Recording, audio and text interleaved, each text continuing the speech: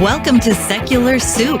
Stay tuned for real talk about atheism, feminism, politics, parenting, and whatever the fuck else Amy and Amy want to talk about, because this is their show. And get ready for a whole lot of motherfucking profanity. You want to hear a secret? I won't tell anybody. Go ahead. If I sit next to you, I'm going to get gonorrhea. It's going to jump into me. Just two ladies hanging out. Is it okay for me to make fun of his neck waddle if I make fun of my own neck waddle? I'm not sure. That's a real ethical conundrum. Would you know if you were born a lizard person, or can you be like adopted into the... I think you know. We're such professionals. We really are. Buckle up, bitches. It's time to have some soup.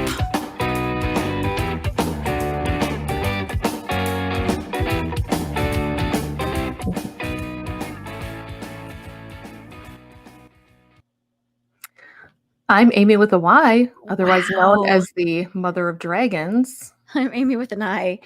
You were late on that one. This is why we have dress rehearsals. Here's the thing, I'm like, okay, is it going to get quiet enough? It got nice and quiet, and then I kind of hung out there. I feel like it could have gotten more quiet, and then it just ended, and I'm like, well, shit, I guess I need to. I nailed my part.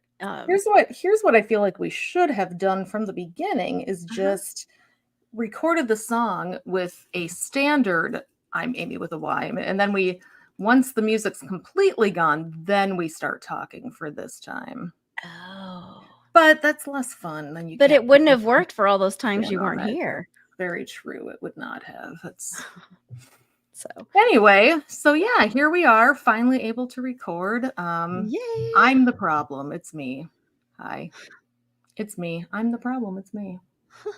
I can't wait until you discover Chapel Rowan. I was thinking about that the other day. I'm like, Amy still wants me to discover her, and I haven't yet. So I feel like I should put it off for a while. But I've heard other people speaking of this Chapel Rowan. Mm-hmm. So I assume it's the feminine nomenon. Music, and I don't. She basically sings about how dating men is kind of terrible and not really worth it, and we should all just be lesbians, essentially. Hard agree. God, I wish I've said it once. I've said it a million times. Life would be easier if this is obviously not a choice. It is so not. Like, if you need proof that it is not a choice, we're both dating men. I'm not dating anyone, kind of, sort of. I don't know. I mean, you know what I mean, though. We still date men. We still are attracted to men. Unfortunately. Put it that way, attracted to men. So, unfortunately. When really, honestly, they're the worst. So, speaking of men, you're going to talk about your lighthearted romp through the legal system. So, I am now divorced. Shmishmorsh, I think is the legal term. Sorry. It just became legal about a week ago. And hey, ladies, she's on them. Holy hell. Don't worry. I already had a boyfriend. So I had one lined up for right away when I got divorced. Although now he says that he's not sure he wants to keep dating me because I'm not married. So it's not as hot. So that's actually really funny. Oh, it's a joke he's used frequently. So he's like, I don't know. Once it's final, though, it's not going to be as hot. I don't know if we can stay together. So we'll see if we stay. We've been together for about a year. He can always sneak in, like when your parents are home. He can like sneak in. I mean, I don't know. I feel like I just have to get married to someone else again, so I can. Fine, I'll marry you. I mean, it's going to be Erin. She lives in the state, so that's true. But she has good health insurance too, I'm sure. Yes, she has that good state health insurance. Yeah. Anyway, so you get an abortion in your state too. In theory, trying to find one is a whole nother story. So, I'm Shmishmorsh. So in the Shmishmorshe, I took back my quote unquote maiden name, which is a ridiculous term, but I think I've mentioned before in the show that I've been mad for 22 years about changing my name. I shouldn't have changed my name. I didn't want to in the beginning. It was one of those things that I compromised on because it was something that my ex and I were arguing about pre-marriage. In fact, it was the only thing we ever argued about pre-marriage and even after marriage. We didn't fight a lot, but he felt very hurt that I didn't want to take his name. Anyway, so after a whole bunch of whatever, I'm like, fine, I'll take your last name and I'll change my middle name to my maiden name. And I went by that for 22 years. But then when I was going through the divorce, I'm like, fuck it, I'm getting my name back. I'm going to go back to my birth name. So you can, when you get divorced, you can put that right in the agreement so that when the divorce is finalized, your legal name is now the one you, just like when you get married, you can put that in the marriage agreement, right? So that now it's part of the whole agreement. Is it? Well, you have to go get your social security card. Then you have to go get your. That's the thing. driver's So license. if you're going to change your name back, now you got to do all the legal shit. So I'm like, okay, boom, I'm going to go get this process rolling. What's the first thing I need to do? I was kind of Googling it, like, is there a list of things I should do? And I found a list on this website for a lawyer in St. Cloud, which should have been my first clue that they're in fucking St. Cloud. But I'm like, I'm look sure at this the handy list was accurate. Well, step one on the list was go get your new driver's license. And I'm like, yeah, that makes sense. So I go to the DMV. Oh yeah, no, you're reading ahead. You know exactly what's going to happen. I mean, I've been there. I changed my name. So I did too, but it was 22 years ago. I didn't remember the order you had to do. You don't remember every step and what you were wearing? No, not 22 years ago. So I go to the DMV. I got my divorce decree in my hand. I'm like, I drove up and it wasn't busy, which is unusual. And I'm like, sweet, I'm going to roll in and out of here. And I'm like, oh, yeah, I need to update this. And the guy right away was like, so did you get your new social security card yet? And I'm like, step one. No. And he's like, yep, got to go do that first. He said, and they only update their system once a night. So once you go do that, you can't come back here until tomorrow. Mm-hmm. And I'm like, oh, for fuck's sake, fine. So I go to the Social Security office, and the Social Security office in town, I don't know if it's like this at every Social Security office or if it's just this one. You roll up, you have to take a number. It doesn't matter what you are there for. You take a number from their little ticketing system. You sit and wait. And there was one person working and 6 people in the waiting room. So I waited for all of those people and then go to the window. I'm like, got my divorce decree in my hand. Here's my driver's license. In fact, before this, I went online and you can do part of it online. So you can go to the Social Security website, boom, boom, boom. You enter all your shit.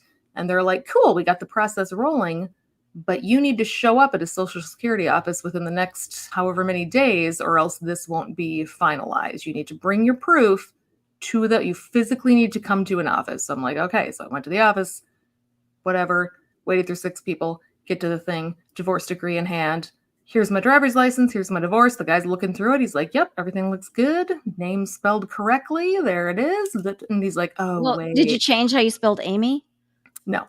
I changed how I spelled with a Y. So instead of it being my married name was not with a Y all run together. And now my maiden name is just with a Y.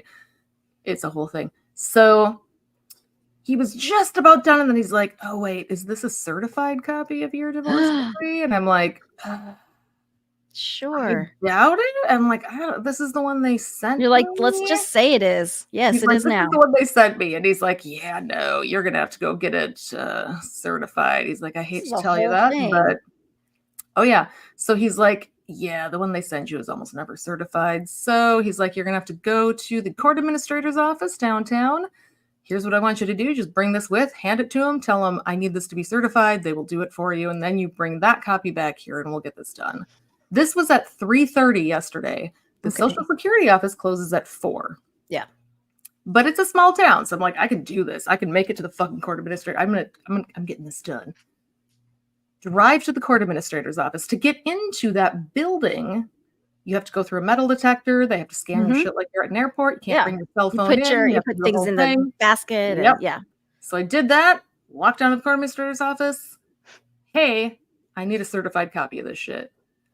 Okay. So that'll be $14. Yeah, I was going to say, how much does that cost? I'm like, okay, here's $14 goddamn dollars. So she's like on her computer forever, just typing. And I'm just thinking, how fucking long does this take?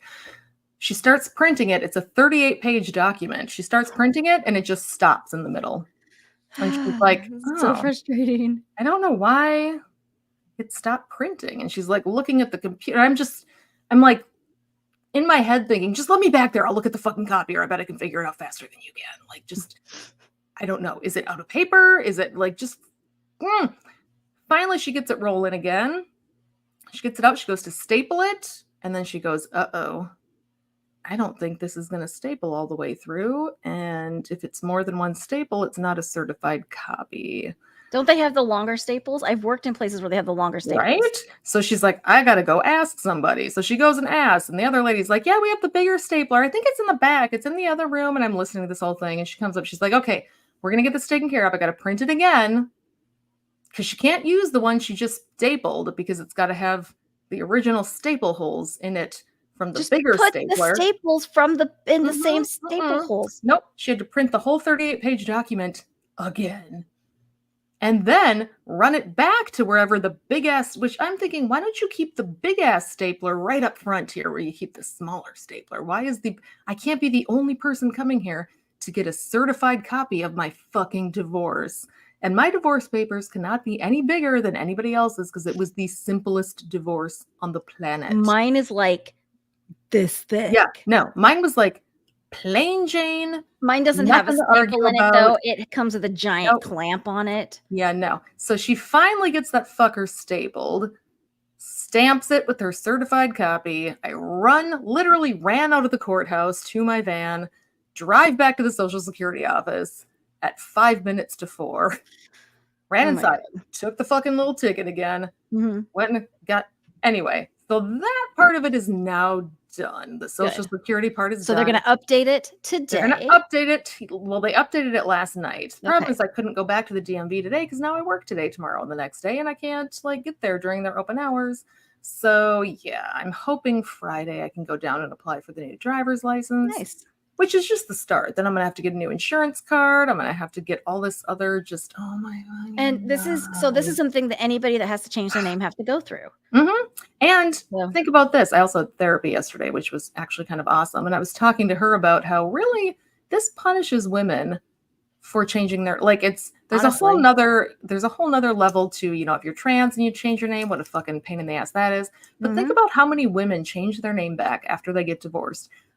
My ex is not going to have to go pay a whole bunch of fucking, because when I get to the DMV, I'm going to have to pay again to get a new driver's license. Yes. I don't think it's a lot, but yeah, I think mine was I'm still going to have to pay. Yeah, it's, yeah, you have to pay for $50 or something. I don't even know. I think mine was like 35 or something. But so those are expenses I now have to it's an expense.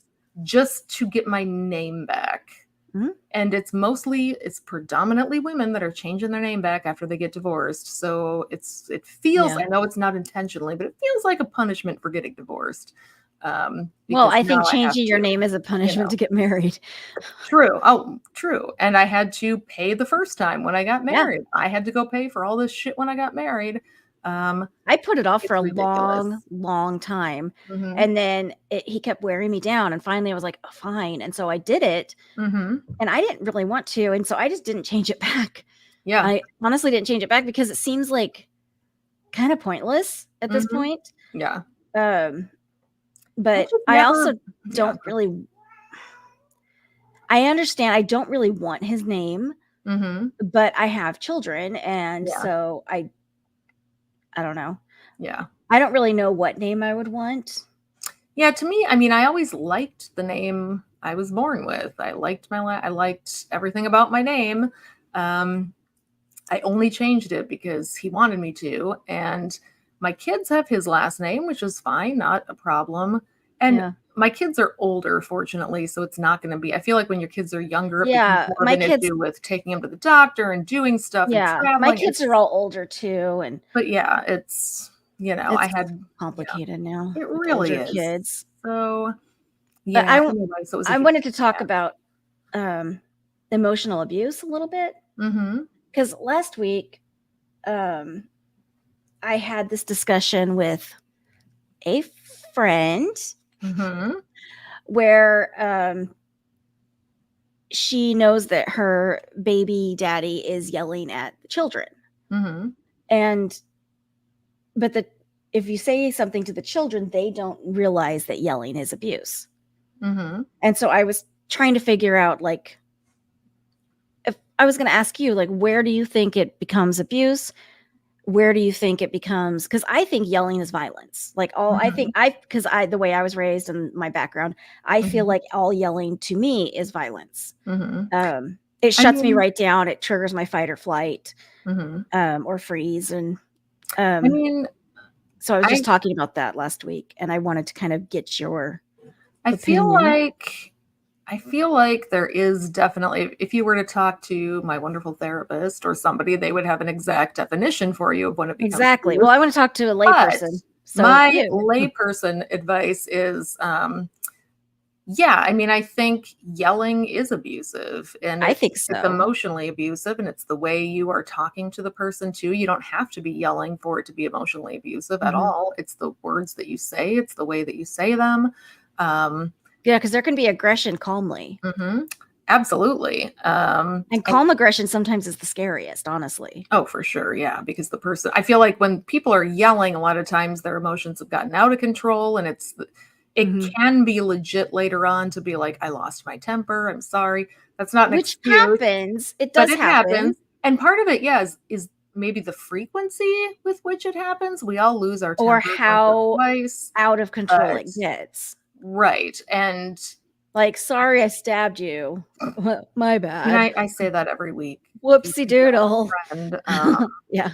I can't help it. Sometimes I just listen. I have a bad temper. Stabbing is what I do. Yeah, I don't know. I think you're right in that yelling is violent. It is. It's because it's not hurting you physically. It is violent because it's scary. It's scary. And for someone who has background with trauma, it does instantly shut you down. The fear is this is creating that trauma for these children. Yeah. Oh, for sure it is. Because I was raised in a yelly household, and so I wasn't. I mean, it causes me to shut right down. Yeah. Like I cannot be around it.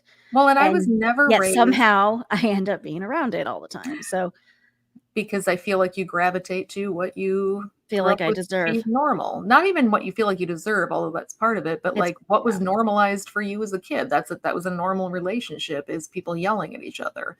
When I grew up, my parents never yelled at each other. That was not normal to me. Yeah.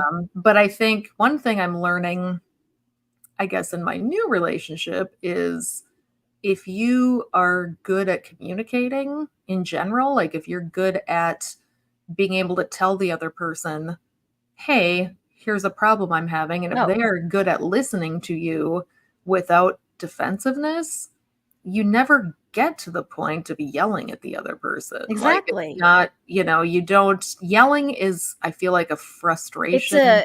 It's also it feels like it's an emotionally immature reaction. It is. It's very emotionally immature. And it's something that's happening when you have gotten to a point where like if you're having a calm discussion with somebody, it's not going to get to the point of yelling, but you need to know how to have a calm discussion. Like I was surprised with my current gentleman friend. We've been, he's also divorced. And when you get to this point in your life, you've usually had a number of relationships, and you've kind of thought a little bit about what worked and what didn't, and what you want, what you need, you want, what you don't want. Yeah. And he's been very good about wanting to hear when something's going wrong, because he feels as though with his marriage that he didn't know, his wife leaving was going to happen, because he felt like it came out of the blue because she wasn't. But the reality of it is probably much more like what happened with my marriage, where if you ask my ex, he was suddenly left. Absolutely, which is what I told him. I'm like, you know what? If you asked my ex-husband, he would give you the exact same story. He had no idea. The truth is, I did talk to him. Yeah, he didn't listen. He didn't. I've been telling him for years. I am not happy. Down. Yeah, he shut down. Not happy. He didn't hear it. So now my gentleman friend is very committed to like hearing me tell him if there's a problem. Absolutely. And not getting defensive, and making sure that when I tell him that stuff, he's very calm, and he's very just like, okay, thank you for telling me that. And it's weird how much better that makes a relationship when you feel like you can talk to somebody, and you feel like, and he has said he feels like he can tell me things. Yeah, because you're not going to about use it I'm not against gonna him blow either. up. Yeah, I'm not gonna yell. I'm not gonna get, I'm not gonna hold on to it forever. I'm not going If to. you get upset, you'll call me. Exactly. I'll just bitch to you about it, or any Like, number of other women well, friends I yes. have. No, only Just me. be like, fuck that guy, and I'll get rid. Well, both of But us have done that where we call the other one and we're oh, like, for sure. Hmm. listen to this shit. Oh yeah. Because Can you believe this fucking bullshit? But Yeah. honestly, part of the reason I'll tell you, or I'll tell Aaron, or like Mhm. when you tell I'll also be like, I need you to, on the one hand, advocate for me and be on my side here. Right. But I need you to hear this horrible thing that just happened and not immediately tell me to just like dump them right now. Cause like, Well, no, you I also know want that, them to, am I overreacting? Should yeah, I be upset about this? right. Is this a big Am I deal? Am reading I too much right in into being this mad? text that he Right. just sent me that really pissed me Mhm. off? Because Yeah. sometimes someone will say, hey, I don't think he meant it the way you took it. Right. And bitches be crazy sometimes. And Let's bitches be crazy. real. And I even know I am an irrational Mhm. bitch sometimes. Like I get Right. really irrational. And Well, and I'm in a situation too where we have really, really good communication, like yeah. amazing communication. Yep. And that's probably the best thing ever is having that Yeah. amazing communication. Cause I know I can just be like, hey, Mhm. this right here bothered me. And I feel heard Mhm. and Mhm. it'll take some time, but then I'll get a response back saying, hey, Mhm. I thought about it. This is what I'm going to try to do. Yeah. If I start doing it again, let me know. I'm like, thank you. Yeah. I really Well, appreciate and that. I I very feel much like, appreciate it because I've been in situations too where it's just, yeah. Well, and I think what bombastic. happened a lot in my marriage was never, I didn't get yelled at ever. It No. wasn't that kind of relationship. It was just, if I ever would say, hey, here's the thing that's bothering me, I would be just met with a full shutdown, a Yeah. defensiveness, and a like, and I've just had shut that down and no too. And then engagement. it turns into like, if you try to say anything, it's just a Yeah. fight. I mean, Yeah. like just a pushback. Yeah, it's a pushback, and it's a, Like, why well, are you do you this, acting like this? You're you do acting. this. Yeah, that's So yeah, exactly. Whereas so now I've had to kind of teach myself how to communicate yeah, well, and we've actually I've done a couple of things that I think have been actually it's really pretty great. useful. It is, honestly. It makes That's the one thing I say is relationship I was like, so one much thing we do better. really well is communicate. Like Yeah. And there's a lot of other stuff that is we can work on, but hard. communication is on Communication point. is hard, and it's not something I'm used to, and I'm not used to being super vulnerable and like, Well, see, I am. That's mhm, my strength is yeah. letting people in to a Mhm. certain extent. And so I'm kind of showing how it can be done. Right. Um, but then I also have to continue and hold Mhm. it because Yeah. I'm used to letting someone in and then they just yell at me or fuck me over. And so I'm like, Mhm. okay, fine, bye. Yeah. All Well, right. and I'm just not used to like completely saying, "Hey, this is how I feel," without worrying about protecting the other person's Oh yeah. feelings and making sure that they get through it in one piece, and that like I feel like Right. that's kind of my go-to is babysitting the other person's emotions. And Except for me, so right? Because you've never done that. no, I never do that with you. You're like, listen up, bitch. Quit being a dumb fucking slut and just do what I tell you to do, and life would be so much fucking I easier. need to record you offering to You murder should, and people that for me. oh, yeah.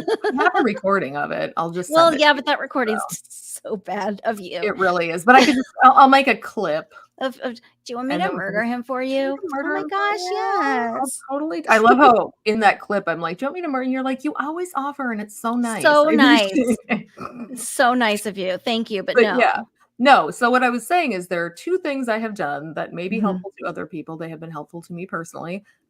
When things come up that I get upset about in my relationship where I'm like, "Oh, I don't fucking like that. I don't like how I don't blow up at him, but I go open my phone and I have a note. I have a specific note thing in my phone just for cataloging, like, okay, this bothered me and here's why. Or if it's just the middle of the day and I'm like, I think of a thing that bothered me, I will write it down in a way that's coherent so that when I talk to him about it, I can literally open my phone up and be like, this is why this bothered me. Right. Because I think, especially with ADHD, if I get into an emotionally charged situation, Mhm. I'm not able to say what I wanted to say in a manner that makes any fucking sense. It's just, I'll get at a loss for words and be like, I don't know. I don't know how to say it.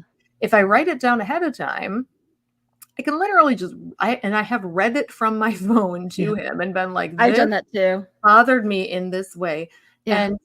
And, but the other thing is we have a regular weekly check-in. So Sunday nights are like check-in time. And part of that's, we only see each other on the weekends. He's out of town during the week working. So we're together on the weekends. And then Sunday nights before he goes to work Monday morning, we just have a regular like, hey, Sunday night, what do you want to talk about? And that is where we have the, you know, I don't want to say permission, but like, that's just open time. Like here's something that's been bothering me.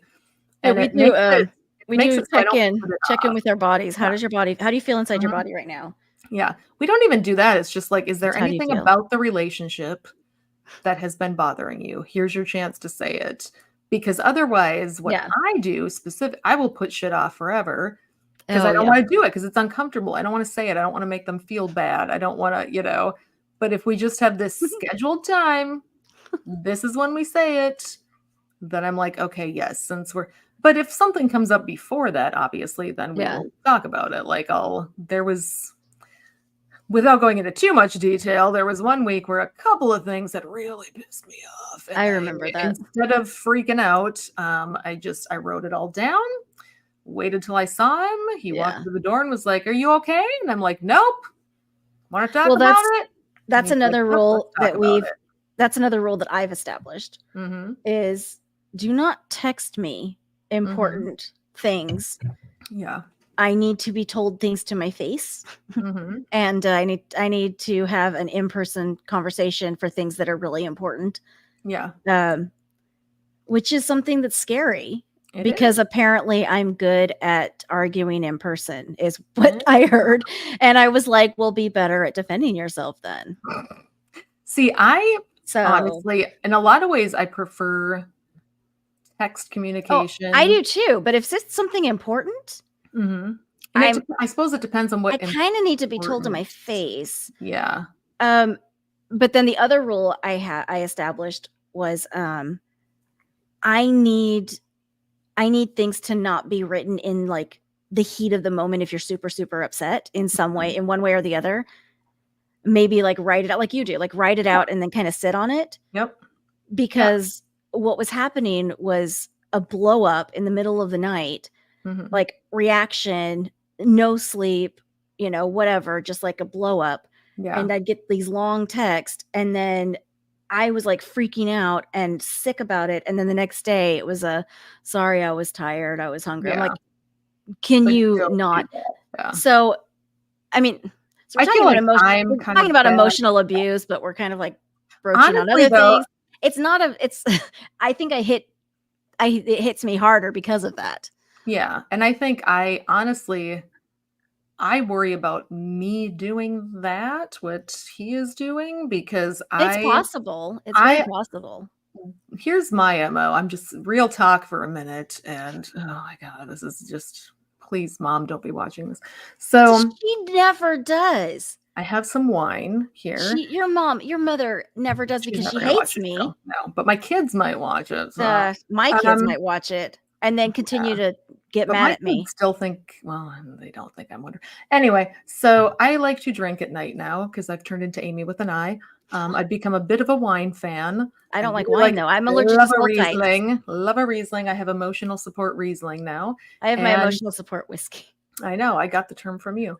My therapist doesn't think as funny as I do. Oh, I think it's hilarious. I've been using it constantly. So by the end of the night, when I'm ready to go to bed, I've got my feels on and I will text some shit. That's what happens to me. And I do that and I'm like, part of me is like, just don't.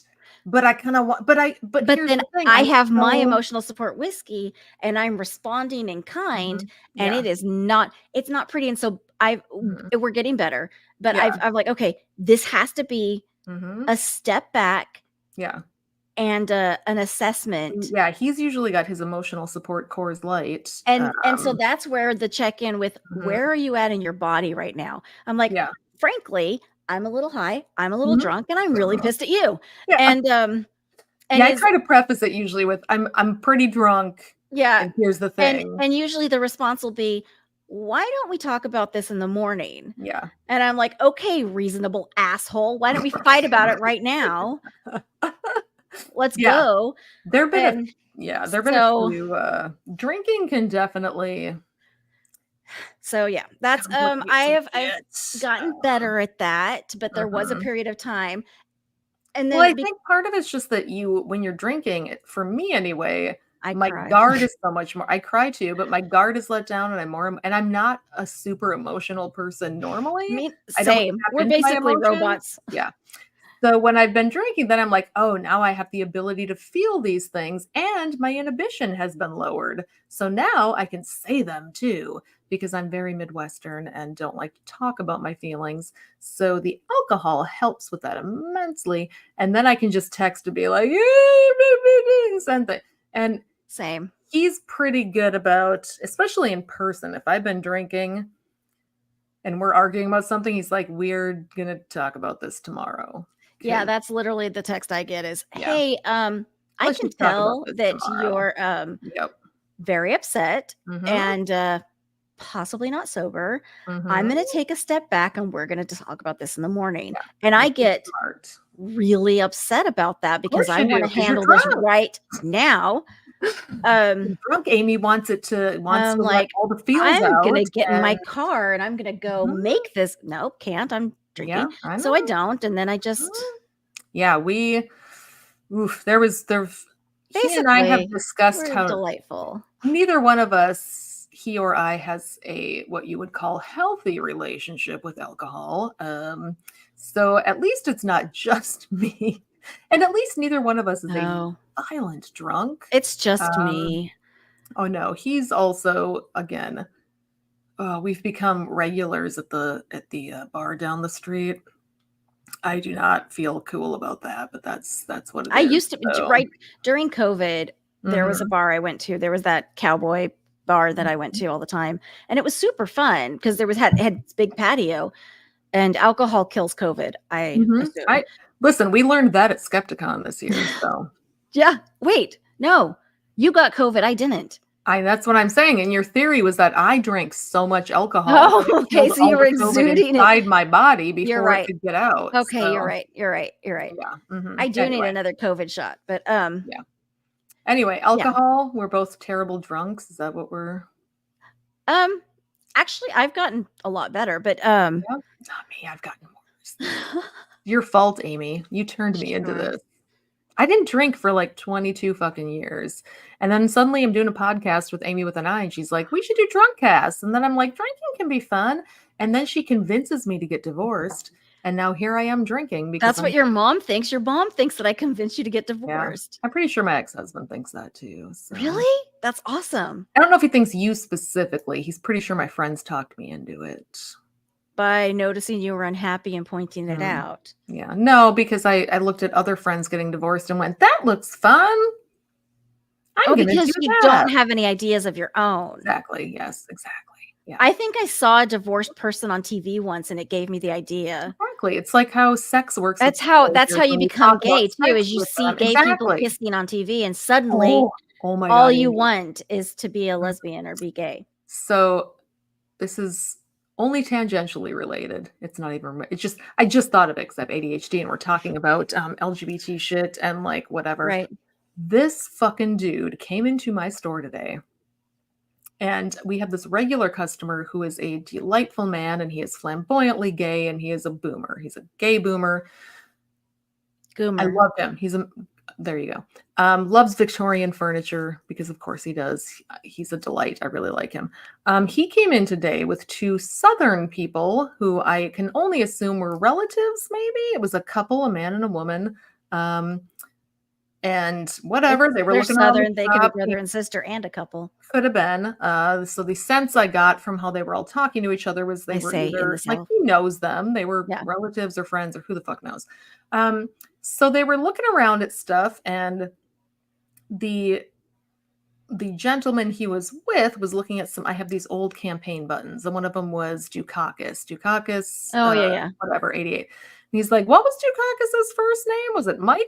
And I'm like, I think it was. It was And Michael. they were like, oh, you get points for history. I'm like, oh, I love history. I'm like, history's great. And the Southern gentleman, soon as you started talking about history, he's like, I just wish they'd teach just the facts in history. And I'm like, oh, I don't think this is like what? good. What are the facts? The whitewashed ones or the real ones? Mm-hmm.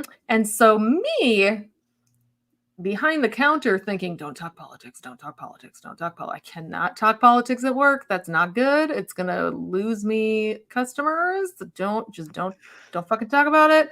But this motherfucker, this old ass, he was beyond boomer, old guy.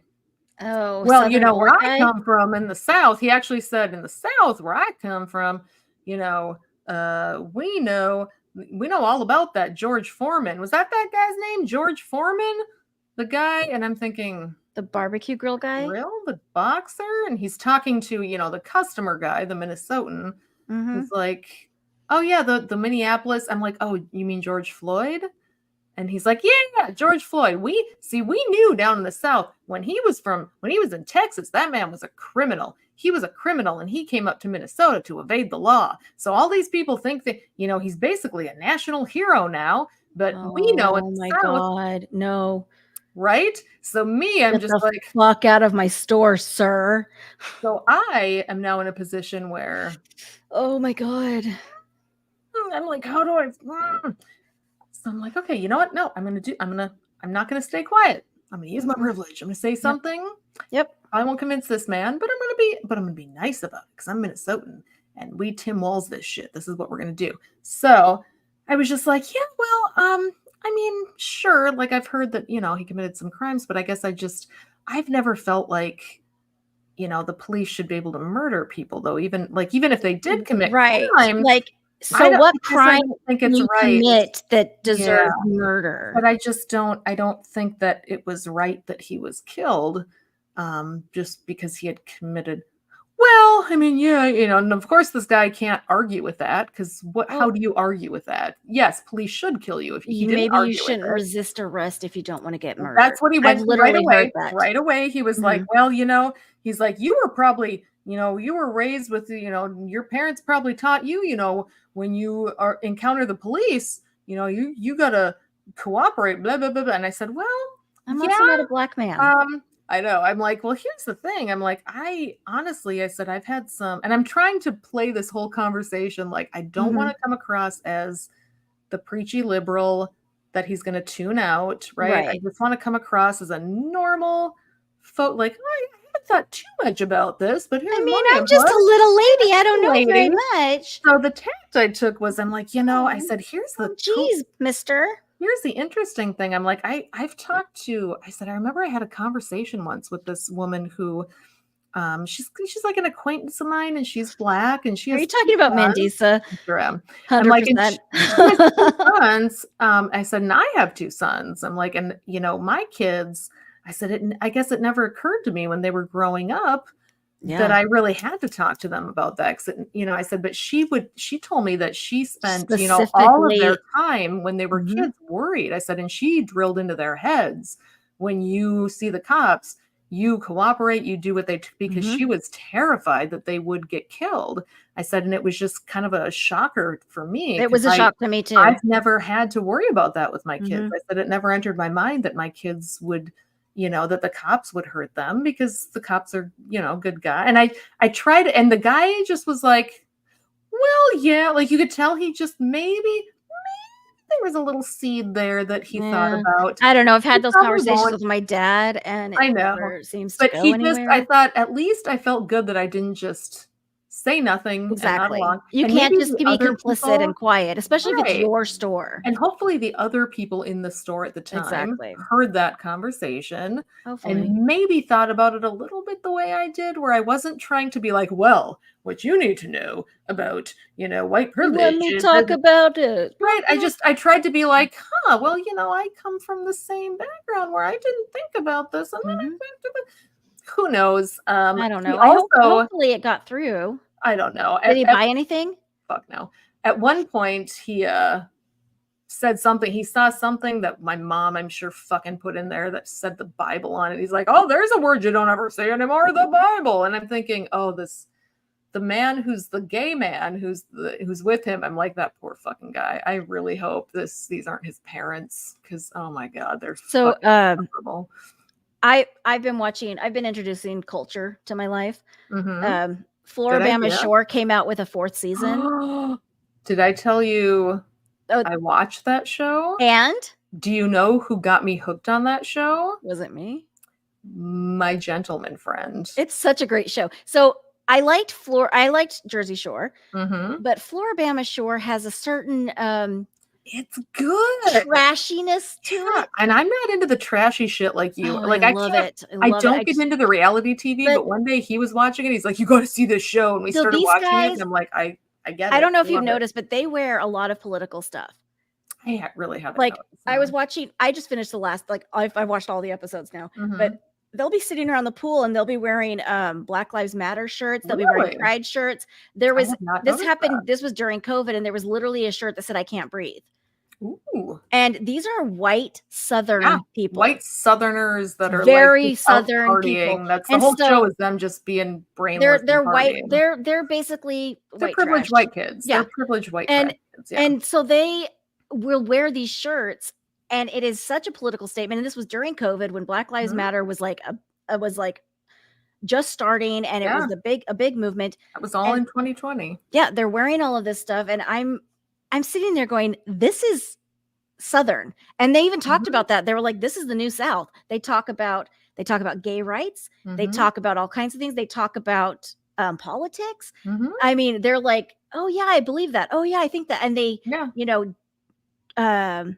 use people's pronouns. They use people's names. Like it's awesome. Yeah. Well, there's one guy that doesn't. You can tell who the Trumper is. But he does not say anything during these conversations. He's just quiet. Yeah. But he's usually how you know. And well, this guy's a real prick. Mm-hmm. But so he's the one that everybody's like, we don't speak to him outside of the show. But I was very pleased by this. I was pleasantly surprised that I'm watching the show and it has Black Lives Matter, it has Pride, they actually attend Pride. Nice. And multiple, like they go to Pride every year, before COVID. And all this stuff. So it's very cool. I talked to my therapist last 2 weeks ago. I've been seeing my therapist every 2 or 3 weeks. So the last time I saw her was a couple of weeks ago. And she's fully on the political. I met her in my secret political group. So like we're on totally the same page on politics. And mine is too. I didn't meet her there. That's right. So my last appointment with her was before Biden dropped out of the race. And we had a conversation in that appointment about how fucked America is. And both of us were like, it was right after Biden dropped out. So Kamala was just now running, and we were both like, it's adorable that people are excited about this, but there is no fucking way a Black woman is going to win. Like we were just like, it sucks. It's scary. Yeah. It's terrifying. But so now this appointment the other day, I'm like, did you watch that DNC convention last week? I'm like, holy shit. After watching it, it's kind of empowering. I actually feel hopeful. If you watched as much trash TV as I do, you would recognize that Suri was there. I don't know. Suri is from Survivor and Traitors and Big Brother. No, I know Don Cheadle was there.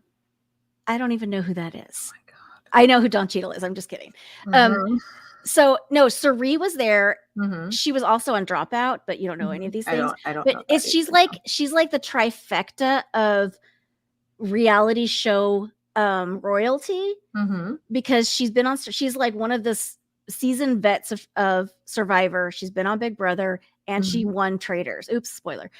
With Alan Cummings at the show with Alan Cummings.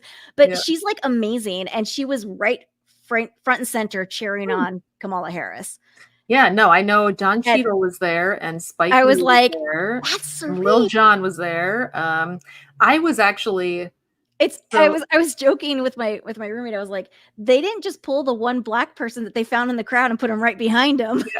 It's like an actual mixed crowd of all different races and all different people. It was so inspiring. Like I watched all of it every night. I didn't. I was busy watching Floribama Shore. Dick. Anyway, I actually I'm trying to curb your dick enthusiasm. I don't have an enthusiasm for dick. It's so gross. Oh god, it's dick enthusiasm. So yeah, that's me. I just start salivating. It's just I do. So the week the DNC was on, my gentleman friend was on the road working, and he's working in Fargo right now, and he's got a friend. That's not a real place. I know. He's got a friend who lives there. So instead of staying at a shitty hotel like he normally does, he's staying with this friend for the week. But the friend is a Trumper. So I was texting him the whole week going, oh, Obama's kicking ass. You got to watch us. He's like, yeah, I'm not going to be able to watch that. It this week. Obama's speech was great. They killed all of them. Killed it. Like Michelle Obama's speech was amazing. And he was like, I'm the only guy stupid enough to follow her. But like, how many of them just absolutely killed their speech? I did. DJ when they did the roll call, I was just like, this is fucking. I have friends that made that their playlist. I'm like, okay, that's funny.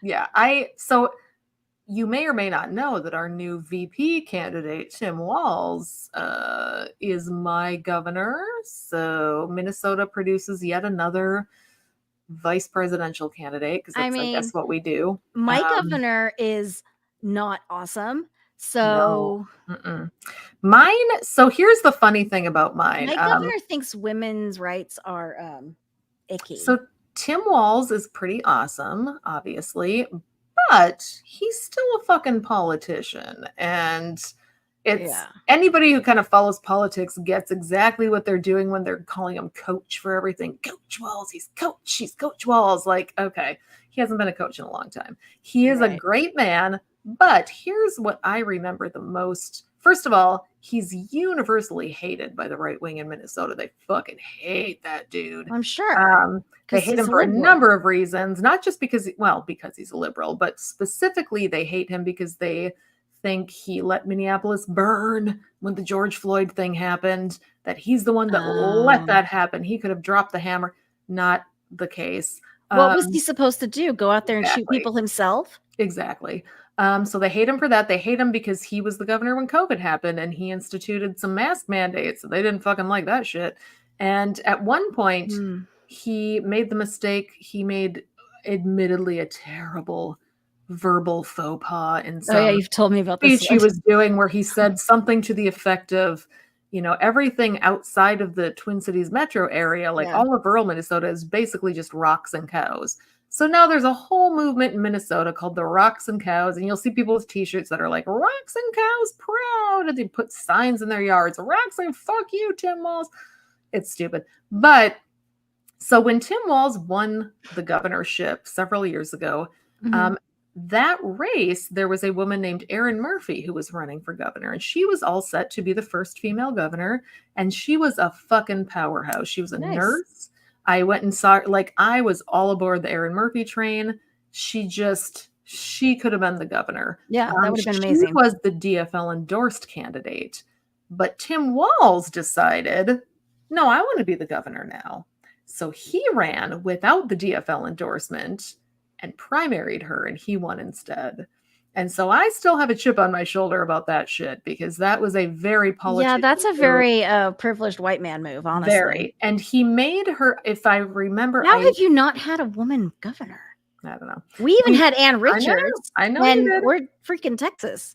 It's Minnesota. All of our racism is low key here. Like it's very much there. It's just we pretend it's not. That's the whole thing.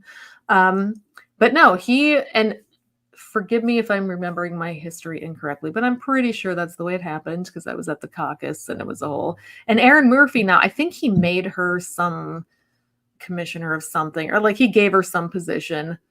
But I remember at the time being like, what a fucking dick. She was the endorsed candidate and she could have won.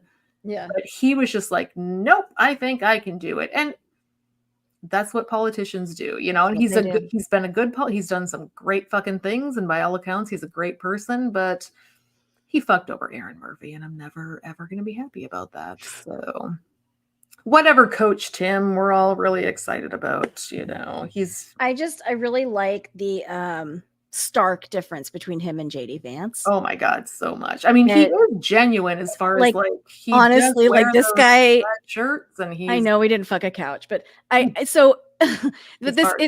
sitting there, he'll say something and then his wife will come to do damage control and make it worse.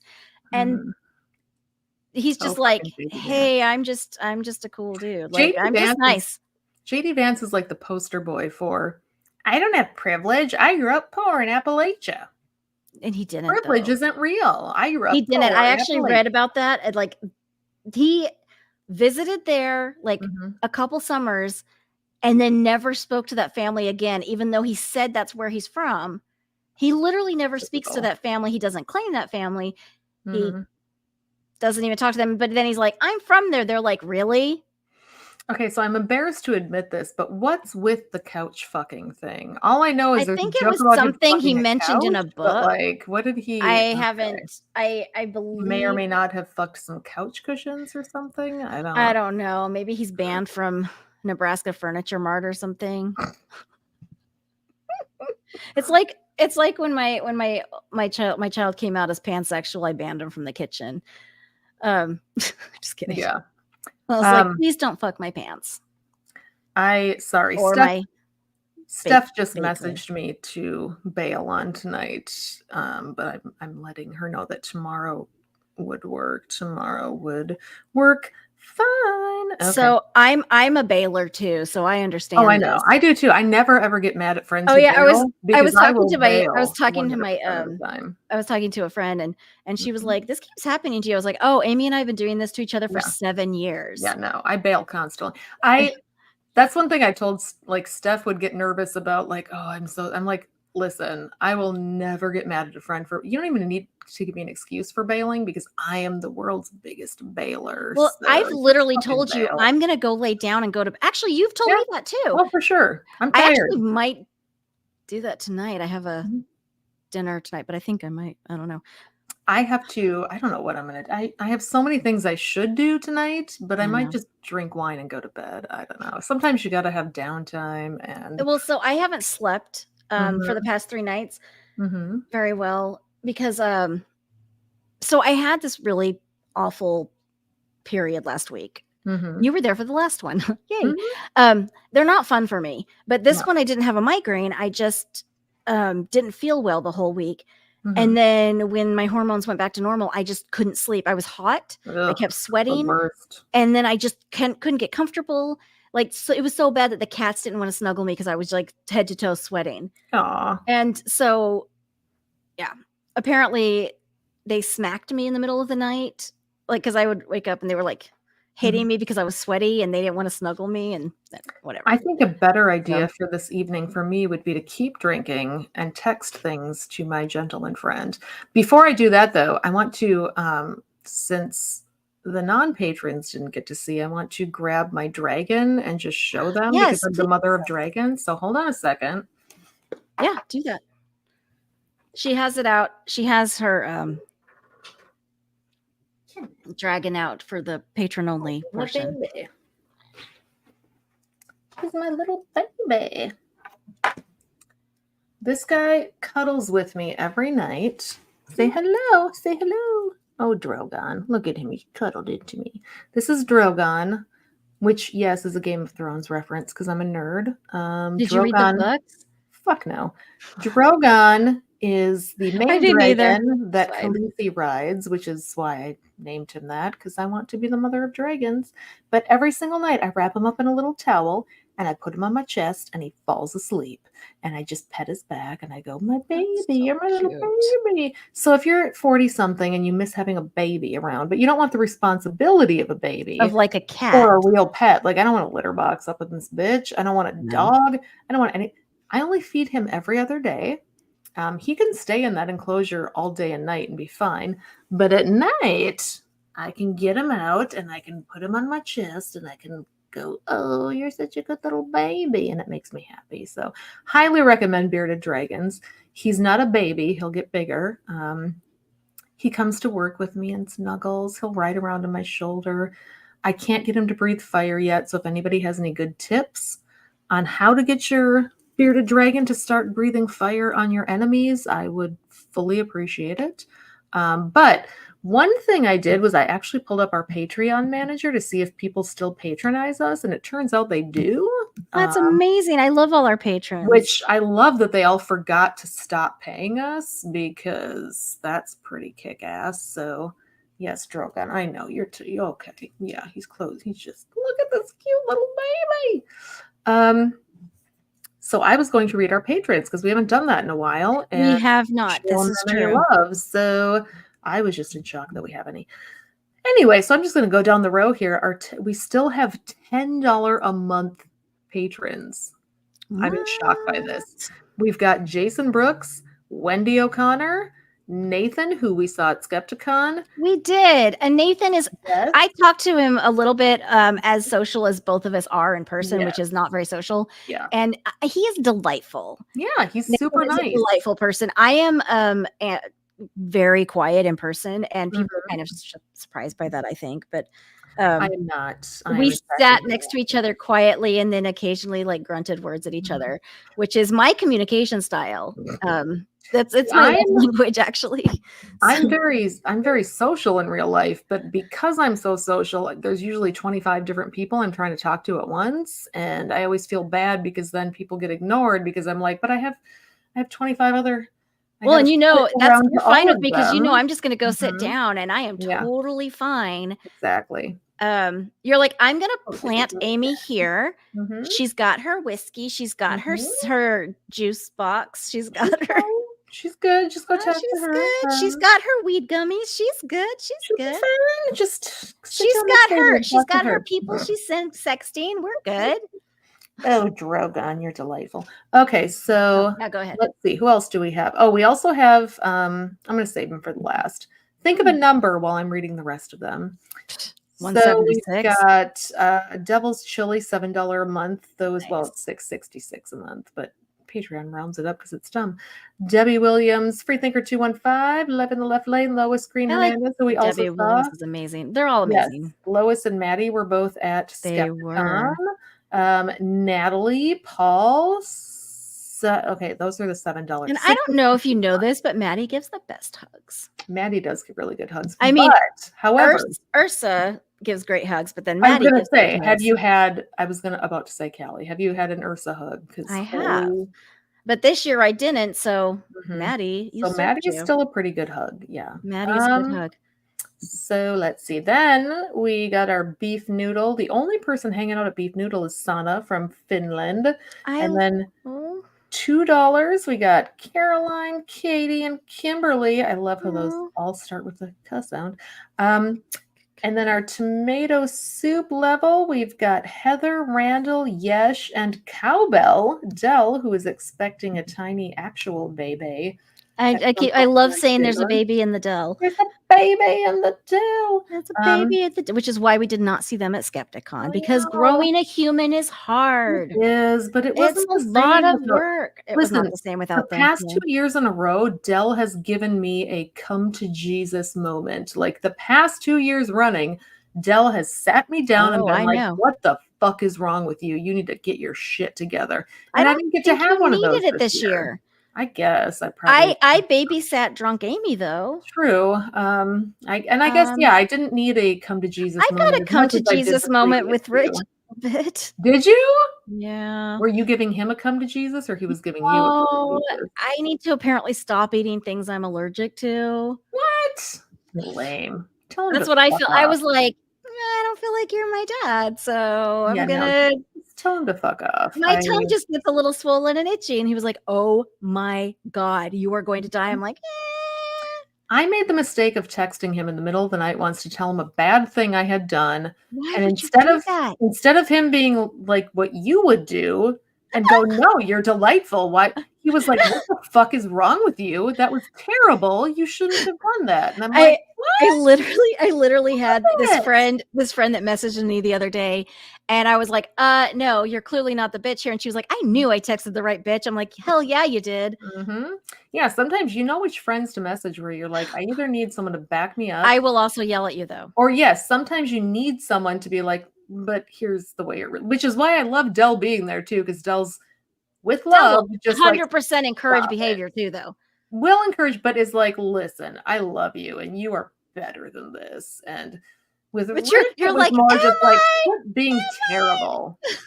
I know. I'm like, I can't say you're better than that. Oh, you're so cute. So anyway, yes, I was with Dell. I was like, where are you going? I'm like, I'm gonna go have an intervention with Amy and yell at her. I'm like, have fun. I'm gonna be in here too. I mean, it totally worked. Yeah. I mean, it took a week or two to really settle in, but I mean, after the COVID went away, and after you murdered someone with your vagina. Yeah, exactly.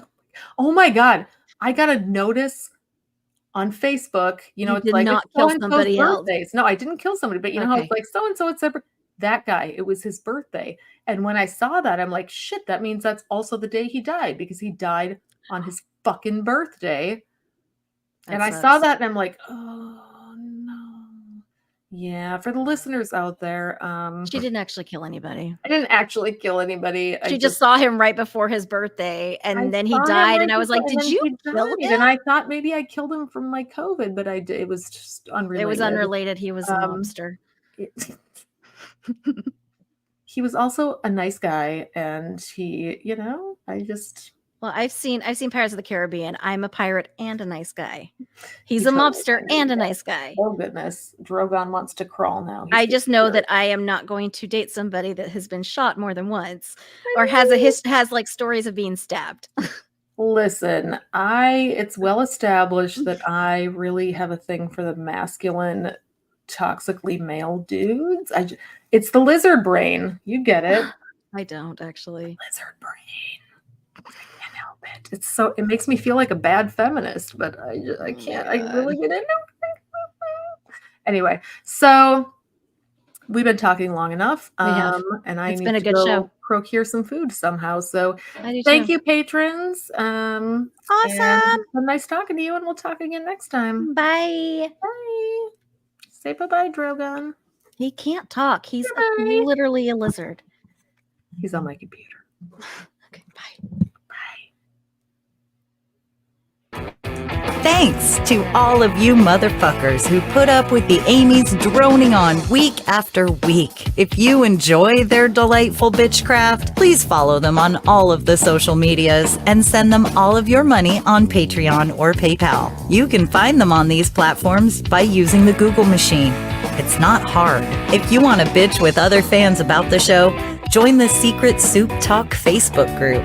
If you want to tell Amy and Amy to fuck off personally, you can send an email to secularsouppodcast@gmail.com, although it may go unanswered. Please rate and review the show on iTunes, Facebook, and wherever else you can review things like this. It will help spread the soup gospel far and wide. And hey, text someone right now. Tell your friends. As always, we'll leave you with the vocal stylings of Mr. Eli Bosnick. Secular soup creed. Soup is the ultimate virtue. It's delicious, nutritious, patriarchy smashing, racism fighting, warm and fuzzy, human affirming, fun having, anti-theist, glitter throwing, tummy satisfying, pair of new shoes fulfilling, diversity seeking, happiness. Minestrone, beef and barley, chicken broth and split pea, gazpacho, tomato, clam chowder and potato, chicken noodle, beef noodle, egg drop and ramen cup, miso, gumbo, leek and pho. Grab a bowl and taste the magic. Slurp even this.